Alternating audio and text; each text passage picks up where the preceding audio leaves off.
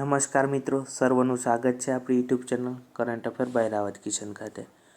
મિત્રો, આજે આપણે બ્લડ ફ્લૂ એટલે કે એવિયન ઇન્ફ્લુએન્ઝા વિશે ચર્ચા કરીશું. તાજેતરમાં ભારતમાં તેમનો આઉટબ્રેક જોવા મળ્યો છે.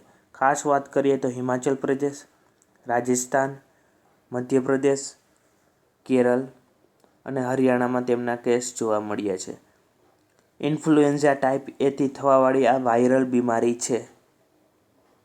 Blood flu avian influenza H5N1 પણ કહેવામાં આવે છે અને તેમનો પ્રથમ કેસ 1997માં હોંગકોંગમાં જોવા મળ્યો. ખાસ આઈએમપી છે મિત્રો. માણસમાં આવે છે ત્યારે તેમને શ્વાસ લેવામાં તકલીફ થાય છે.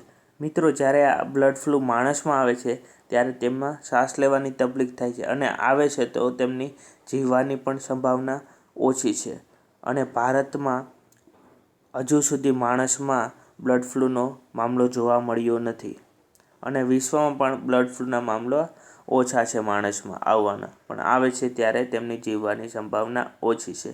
તેમના સામાન્ય એટલે કે શરૂઆતના લક્ષણની વાત કરીએ તો તાવ, ઉધરસ, ગળું દુખવું અને ક્યારેક પેટ પણ દુખે છે.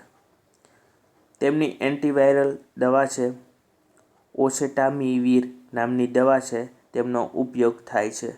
મિત્રો, આ હતી બ્લડ ફ્લૂ વિશેની માહિતી. તમને કેવી લાગી? આપણી ચેનલને લાઈક કરો, શેર કરો, સબસ્ક્રાઈબ કરો. જય હિન્દ, જય ભારત.